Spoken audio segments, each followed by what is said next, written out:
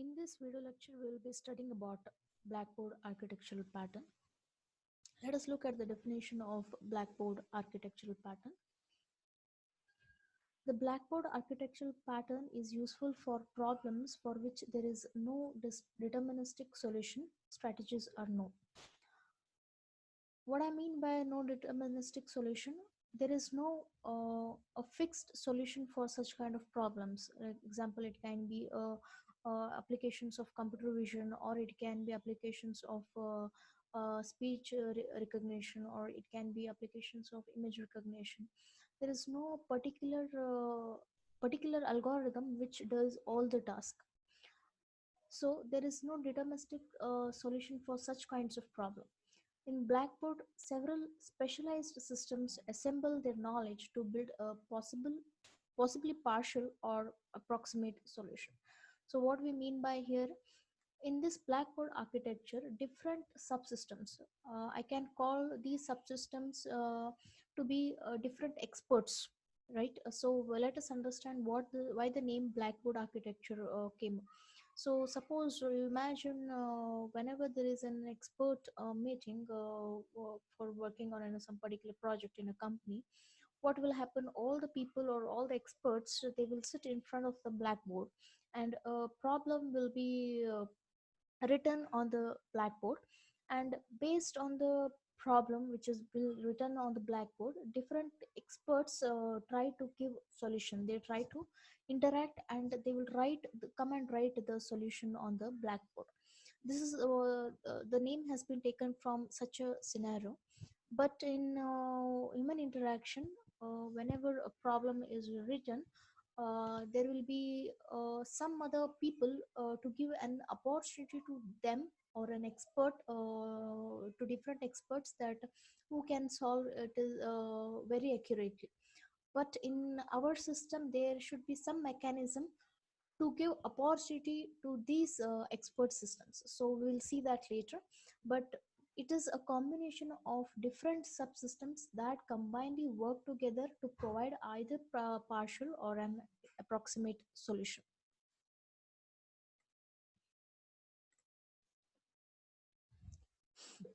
So to understand this better, let us consider an example of a speech recognition system. So here will be studying this architecture with the help of a speech recognition system. Here the input to the system is a speech recorded as a waveform. We can imagine the input given to the system will be a speech which will be recorded as a waveform. Then the system not only accepts single words, but also whole sentences that are restricted to particular syntax and vocabulary needed for specific application. From this, we can get to know that we are providing some input format to the system. So in what format we are accepting the input?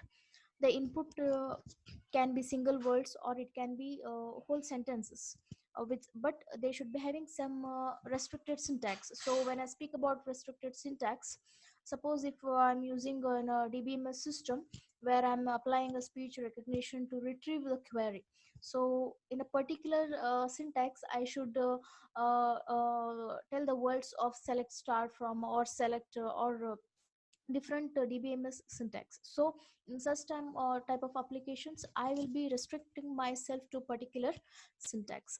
So the desired output is a machine representation of the corresponding English phrases. So this is in consideration to the speech recognition system. So what I'm doing in this example, I'm inputting my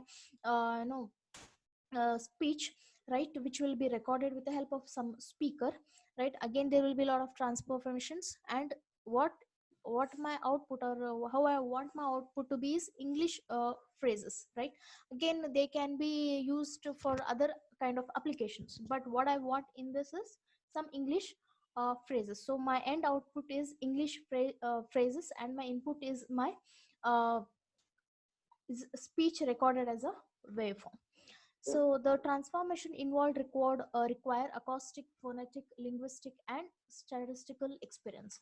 So what are this acoustic, phonetic, linguistic, and statistical experience? These are nothing but these are our experts. If you can map to the scenario to what example I have given before, in a real time scenario, whenever I discuss, there will be many experts from different domain. They will be seeing the problem which has been written in a blackboard. So likewise, this acoustic, phonetic, linguistic, and statistical expertise are different domain experts, or different sources which are having algorithms specialized in that particular domain. For example, one procedure divides the waveform into segments, another procedure checks the syntax of the candidate phrases. So these are different procedures involved.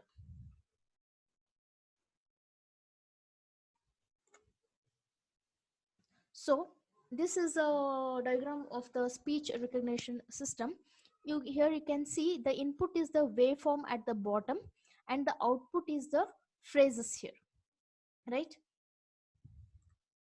So here, this is my input, right, which is taken as in the form of a waveform, and this my output, the I want is phrases are any by Feijerbaum. So this is my output.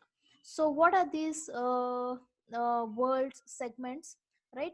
These these are different. I can say as of now, these are different experts which are involved in processing till we get a final output. It is not that there is one specific algorithm where I input a problem, and only one specific algorithm or one specific domain will solve me and give it to me. No, it's not the scenario. Why I'm using this? Because this problem will be not solved by a particular domain. We need a combination of different domains. That's why we are going for such a Blackboard kind of system. So my output is this, and these different phases or experts which are involved in conversion of the input, so that we arrive to the final output.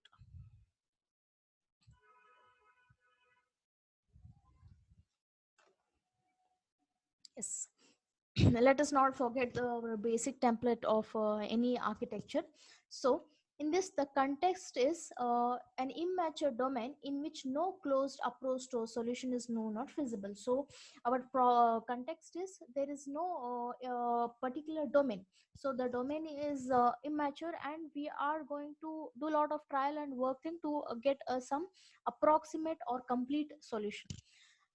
Here the problem is the Blackboard pattern tackles problems that do not have feasible deterministic solution. This we have already seen in the definition of Blackboard architecture.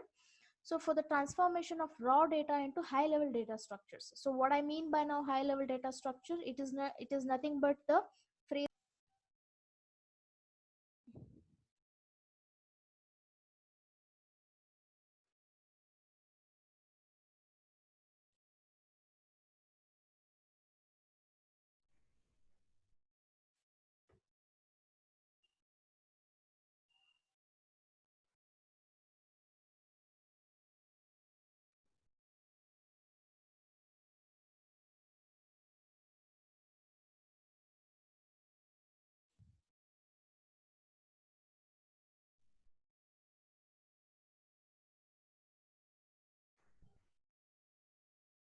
Sorry for the interruption.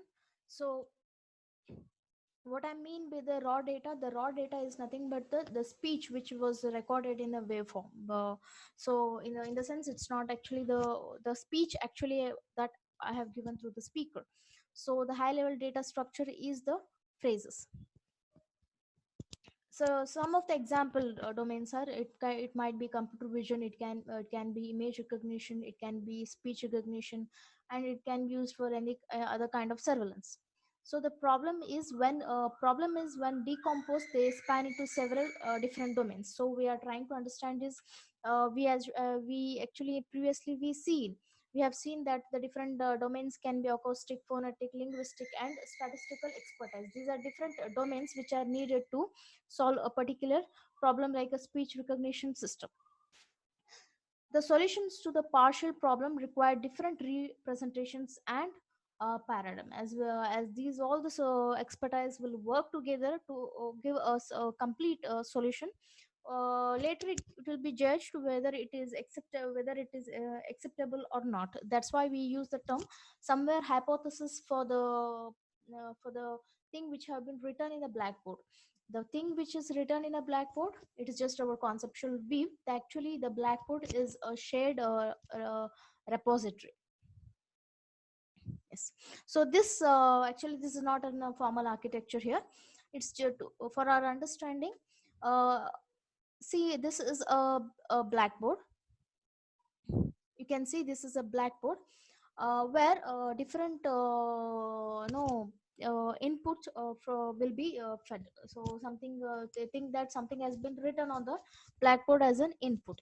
So these are different. What are these? These are different experts, or in this we call it as a knowledge source. A knowledge source is nothing but, here it is it acts as an expert. A knowledge source are nothing but as a separate independent parts of application dependent knowledge. They are going to communicate with each other through one more data structure, that is nothing but the blackboard. So if they are going to communicate, they are going to communicate via this blackboard. So whatever they are going to communicate in this sense, they are going to write on the blackboard. This will be again seen by the other knowledge sources, and like this the communication will happen. So this is a blackboard shared repository, and there is another component called as controller. So the role of the controller is to select which particular expert is suitable to process that whatever has been written on the board, I can say, or whatever input has been given.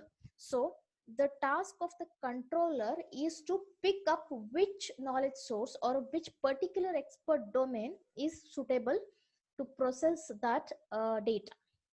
So this is how the blackboard, knowledge sources and controller work in coordination with each other.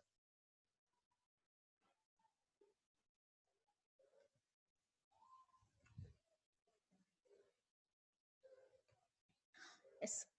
Now let us look at the problem.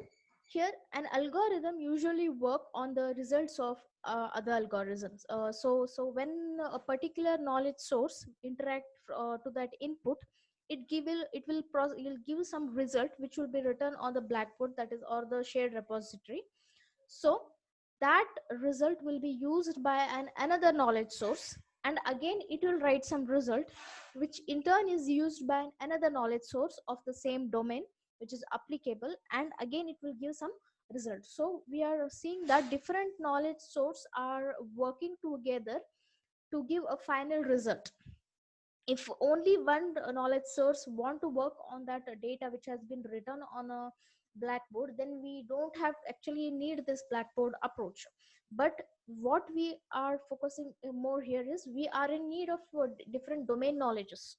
So that's why we are going for some common shared repository. Uncertain data and approximate solutions are involved. So the solutions, we can't always call it as 100% accurate, but we try to reach the higher percentage of success to give some solution. For example, speech often include pauses and extraneous sounds. So whenever we are speaking, there are other extra outliers of pauses or other extraneous sounds involved. So employing disjoint algorithms include potential parallelism. So we will be having different types of algorithms which can work on that particular input. So artificial intelligence systems have been used with some success for such problems. So you can really map it to the how we can apply to in the concept of artificial intelligence. Next, we look into the solution. Here, the idea behind the Blackboard architecture is a collection of independent programs that work cooperatively on a common data structures. So now what are my independent programs? I can tell my independent programs are nothing but my experts, my knowledge sources of different domains. The common data structures, I can tell it as my blackboard, right? It is a common data structures which can be viewed by all the knowledge sources or these experts. Each program is specialized for solving a particular part of overall task. So when you can see that waveform, let me go to the diagram.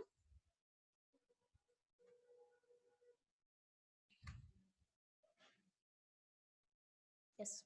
So here you can see there are various different parts involved, maybe even more parts which are involved to convert the waveform to segments to words. And again, there may be some more steps where words are converted to phrases. So it is not that waveform is there and definitely we are at the end we are getting phrases. Means at one stage we are getting phrases. No. So there are different domains involved, different experts involved in getting as the final results.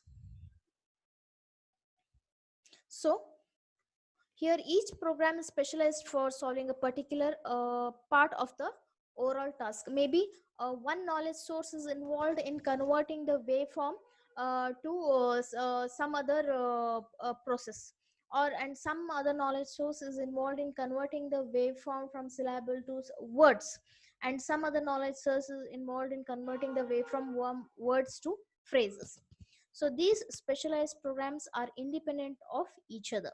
They do not call each other, nor there is a predetermined sequence of activation. If they want to communicate, it's only through blackboard. The direction taken by the system is mainly determined by the current state of the progress. Means current state of what the input is being in which state. Based on that, the decision will be taken.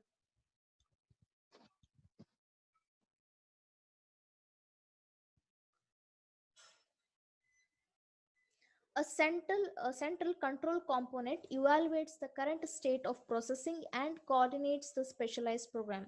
Just in a previous diagram, we had seen one rectangle as a control. So the control component is mainly evaluates the current state of the processing. So in this, it is entirely driven by the state of the blackboard. So what state is in the blackboard is, it is going to decide based on the changes of the blackboard which knowledge source should be invoked. So knowledge source are going to use the control opportunistically when there is a change on the blackboard, so which is applicable to them for solving of the problem. So why we used opportunistically? It's because the control gives an opportunity to the knowledge sources based on the whatever the input or whatever the state of the blackboard is. Based on that condition, which knowledge source is applicable for that state of the particular blackboard. Hence we call this blackboard architecture approach as opportunistic problem solving as well. So kindly remember the other term which can be used for the blackboard as opportunistic problem solving. During the problem solving process, the system works with partial solutions that are combined, changed, or rejected. So the different part solutions can be combined, they can be changed if it's not relevant, or if not proved to be correct, they can be rejected as well. If they don't find the accuracy, they can be rejected as well. The set of all possible solutions is called the solution space. So the different solutions which are obtained in the process we call it as a solution space, and is organized into levels of abstraction. Lowest level internal representation of input, highest level potential solution of the task. So when I call as a lowest level, it is nothing but the input data which are actually given, right? It can be the waveform. The highest level potential task, highest level can be the phrases, the output which I have been got. Again, between these two lowest and highest level, there can be intermediate levels of abstraction. For example, words.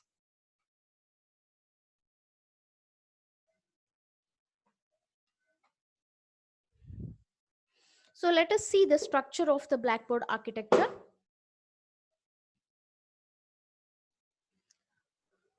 So the blackboard architecture has been divided into three components. First, the one is blackboard, the knowledge sources, and a control component. So it has been divided into three components: blackboard, It is nothing but our shared or common data structure or repository, the knowledge source or our experts or domain experts, and a control component which always be checking the state of the blackboard and give opportunity to uh, different knowledge sources based on the state of the current blackboard. So the blackboard is a central data store. Elements of the solution space and control data are stored here. Yes, the elements of the solution space and the control data will be stored here. Vocabulary, it's nothing but the set of all data elements that can appear on the blackboard. All the data elements which are appearing on the blackboard, we call it as vocabulary. The blackboard provides an interface that enables all knowledge sources to read from and write to it. Right? This is what we call it as a common data structure or common repository where all the knowledge sources can view what is happening continuously in a blackboard, and they can, whenever they get opportunity, they can make or updation to the that particular solution data in the blackboard.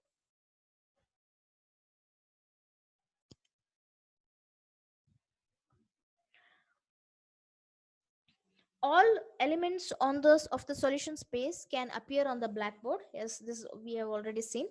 Hypothesis or blackboard entry. So let us see this term, what we mean by a hypothesis.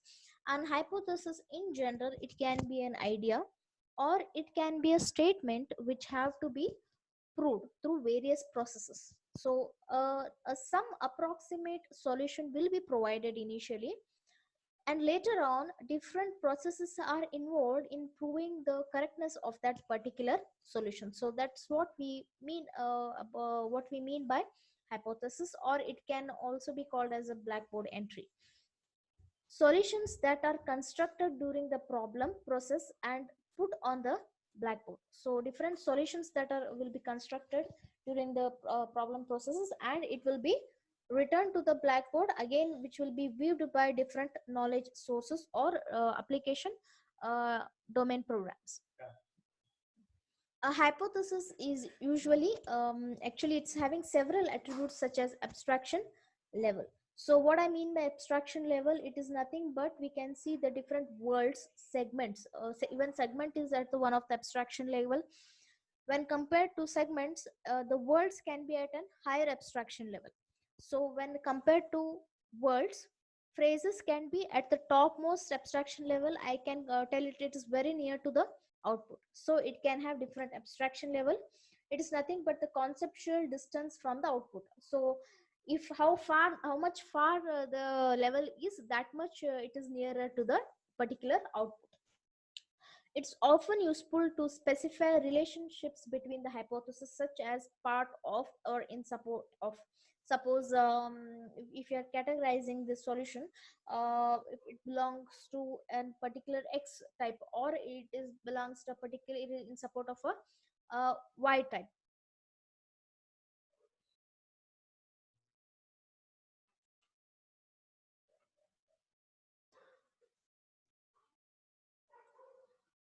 The solution space for the speech recognition example consists of acoustic, phonetic, and linguistic speech fragments. So these are nothing but, in fact, these are different knowledge sources which work together stage by stage to give out the final output, that is nothing but our phrases.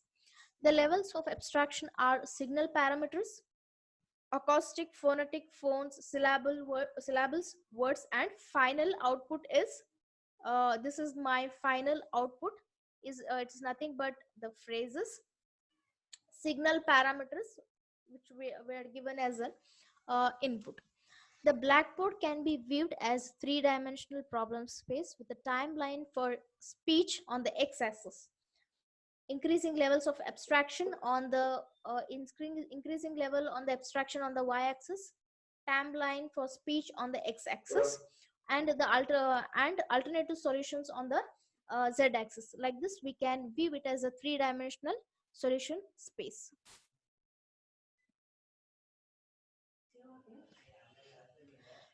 Knowledge sources. So then the next is knowledge sources. Knowledge sources are separate independent subsystems that solve specific aspects of the overall problem. As I said, these are separate independent systems that work together to arrive at a final solution. These are different domain experts, I can say, or these are different application dependent programs. None of them can solve the task of the system alone. This I have to focus. So here, no particular domain can solve the get the solution by alone. So if that was the thing, then maybe we would have not gone for such a kind of architecture. We were not in need of such a kind of architecture. A solution can only be built by integrating the results of several knowledge sources. In our example, we specify solutions for the following partial problems: defining acoustic phonetic segments, creating phones, syllables, words, and finally phrases. For each of these partial problem, we define one or several knowledge sources. So many knowledge sources or many domain experts are really involved in this from for a stage by stage processing. The third part which we will see is the control component. So what we see about control component runs a continuous loop here. It will be running a continuous loop that monitors changes on the blackboard and decides what actions to take next depending upon the state of the current blackboard.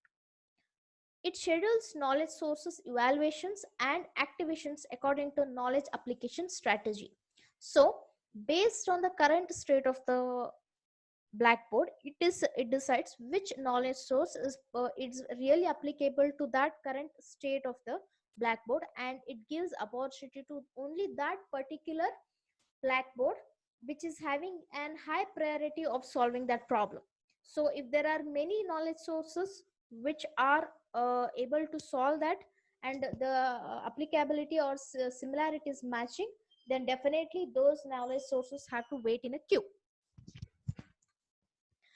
These strategy may rely on control knowledge sources.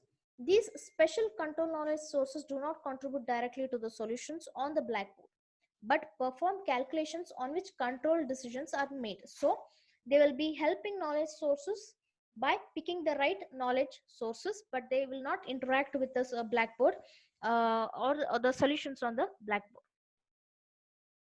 So this is the architecture of the blackboard, where you can see the blackboard, our knowledge source, and the control component.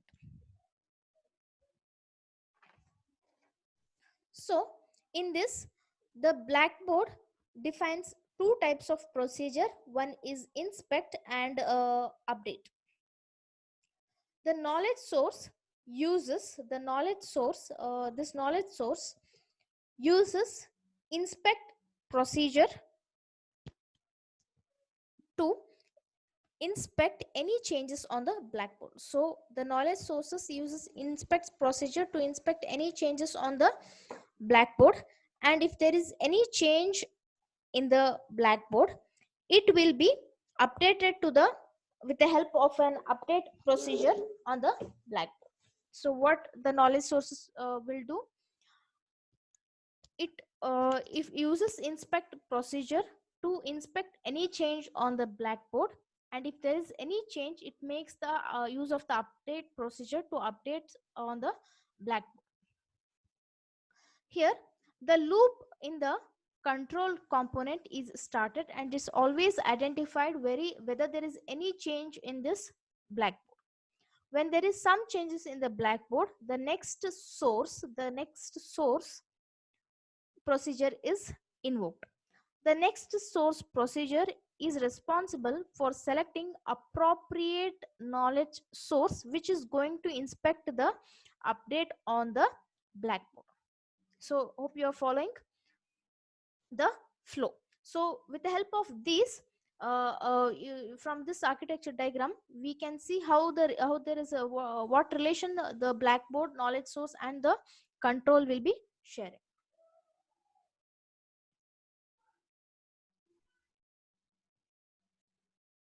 So Next, this is a collaboration diagram. So here there is a control component. There is a control component. These are different knowledge source. This is first knowledge source, segmentation, syllable creation, and word creation. These are nothing but the different phases. You can recollect from the first diagram. These are different our domain experts or different knowledge source. Let me call it as knowledge source 1, knowledge source 2, knowledge source 3, and there is a blackboard here. So the control component will be running the continuous loop. It will invoke the next source to inspect if there is any changes in the blackboard, right? And it will invoke the exec function of all the different knowledge sources of the segmentation, syllable creation, and word creation. And among this it will find the most suitable expert is syllable creation, right? So uh, it will be inspected by the control, and again it will be reflected to the syllable creation, and it will make the update to the blackboard. Once after making the update to the blackboard, it will be notified to the control component so that the loop again continues.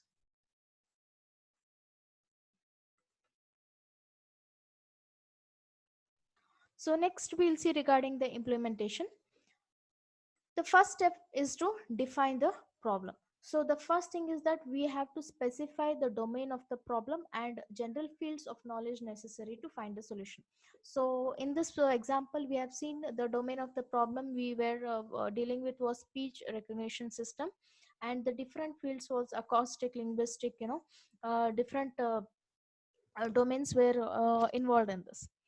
We have to scrutinize the type of the input, what type of input we are going to feed into the system, determine any special properties of the system, like there will be any noise content or any variations on the theme. We have to define what will be the output, what will be the expected output I want from the system, detail how the users interact with the system, through which mode the users will interact with the system.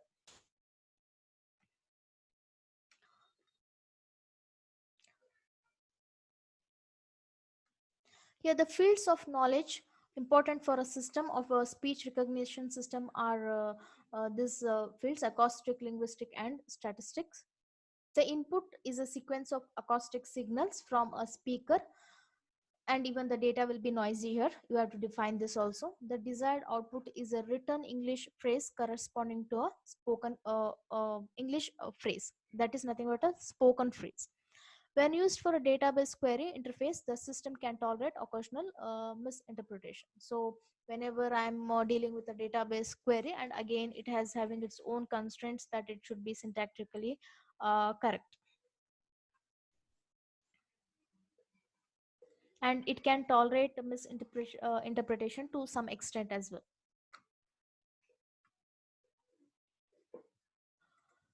This step 2 is define the solution space for the problem. In this, we distinguish the intermediate and the top level solutions on one hand, partial and complete solutions on the other hand.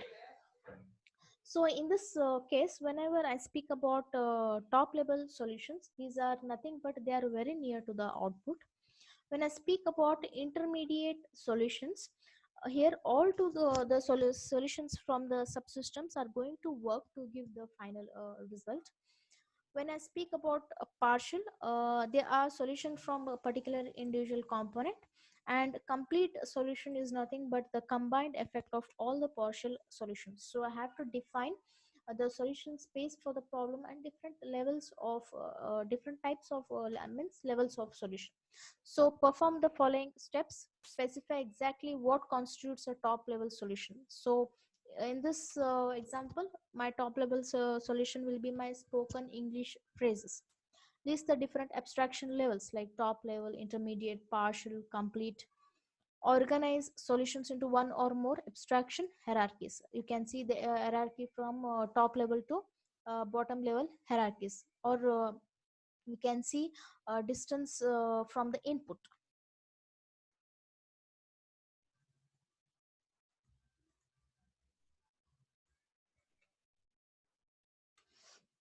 The third step is divide how solutions are transformed into higher level solutions. So in this we will divide the different stages which are involved to convert into higher level solutions, and describe how to predict hypothesis at the time of abstraction level. So how we are predicting the hypothesis at the top level abstraction.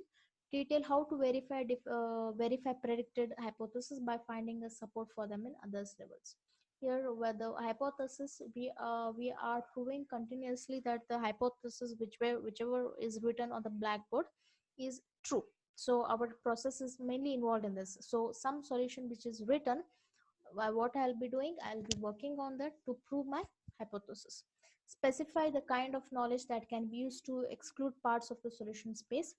In sometimes it can happen that if it is the intermediate stage of a word, I can provide a dictionary that associates syllable with all the words whose pronunciations contain the syllable. So whenever there is a word, I can provide a dictionary which matches all the words which are similar to it, and later we contains associates with the syllable. So I can have many number of intermediate stages. Step 4 involves divide the knowledge into specialized knowledge sources with certain subtasks. These subtasks often correspond to areas of different specialization. Like we have seen different areas of specialization involved. There may be some subtasks for which the system defers to human specialists. There may be some situations where we can have an human specialist to verify the solution and to take some decisions involved in that. It is not that whatever solution which we have got from the system is 100% accurate and blindly we have to accept. No, there may be some involvement of human specialized in it. Examples of knowledge sources are a segmentation, phone creation, syllable creation, word creation, phrase creation, word prediction, word verification. So these are nothing but different experts or domain experts.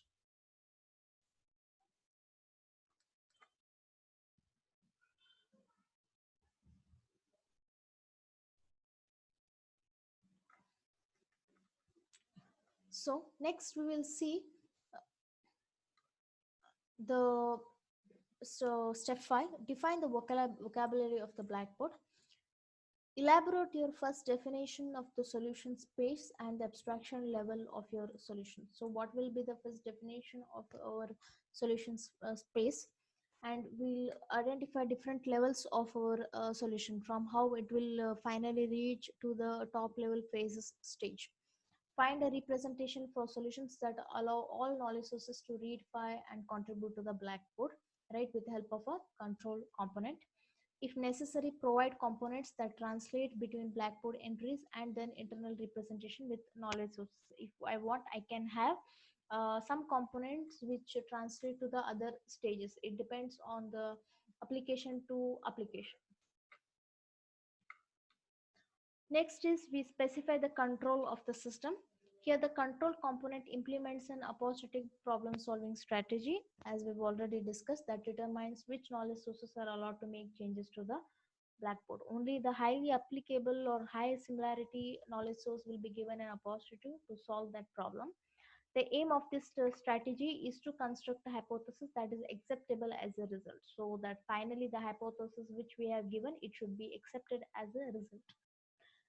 The credibility of a hypothesis is the likelihood that it is correct. If suppose an hypothesis it is correct, then credibility is given to that particular hypothesis. We estimate the credibility of hypothesis by considering the plausible alternatives to it, the degree of support received from the input.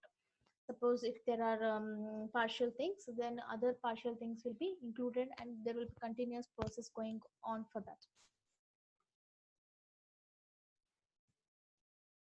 Next, we have to classify the changes to the blackboard into two types. The one first type is whether that may imply a new sort of applicable knowledge sources. The other specify that blackboard changes that do not. So so this will help us to identify there is any new set of knowledge sources will need it, or that can be managed with the already applicable knowledge sources.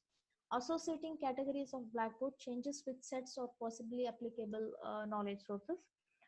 The focus contains either partial results on the Blackboard that should be worked on next, or knowledge sources that should be preferred over others. So if we are not able to achieve the solution, that partial results will be worked on to the next part.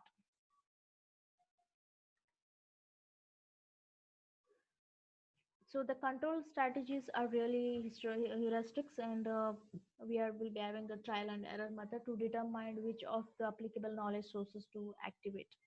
So as I said, if there are many knowledge sources, prioritizing applicable knowledge sources. So when there are too many knowledge sources which map to the state of the current Blackboard, we will be prioritizing it. Definitely, they have to wait in a queue, preferring lower level or higher level hypothesis. So depending upon the what level of hypothesis is there, preferring hypotheses that cover large parts of the problem. So obviously, opportunity will be given to that particular knowledge source where it covers the large part of the problem.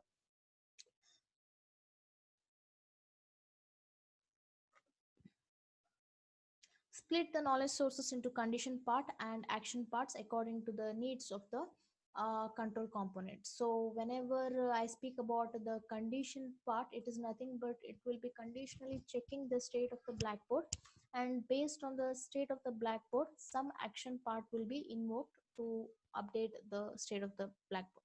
To maintain the independency and exchangeability of knowledge sources, do not make any assumptions about the other knowledge sources of the control component. We can implement different knowledge sources in the same system using different technology. Of course, we need different technologies to implement different knowledge sources. Let us see a few of the advantages of using the Blackboard. The Blackboard approach to problem decomposition and knowledge application help to resolve most of the forces listed in the problem section. Let us see the different forces here. Experimentation in domains in which no closed approach exists, that is, no particular domain expert exists and can complete a search for the solution space is not feasible. The Blackboard pattern makes experimental with different algorithms possible. Definitely, these different knowledge sources are nothing but different algorithms which will be lying in different domains. Support for changeability and maintainability, because the individual knowledge sources, the control algorithm, and the central data structure are strictly separated. Reusable knowledge sources, as we can use the knowledge sources as well. So it adds to reusability as well for the different systems. So some of the liabilities or disadvantages involved in the Blackboard are it becomes a difficulty of testing, since the computations of a Blackboard systems do not follow a deterministic one fixed solution, fixed algorithm. It results are often not reproducible. No good solution is guaranteed. We are always trying to reach a higher level of accuracy. Usually, Blackboard systems can solve only a certain percentage of the given task correctly. Low efficiency, Blackboard systems suffer from computational overhead in rejecting a wrong hypothesis. High development effort. Most of the Blackboard systems take years to evolve. So definitely, it is not as easy we had explained here. It will take a lot of years to evolve, come up with such a kind of systems. Thank you.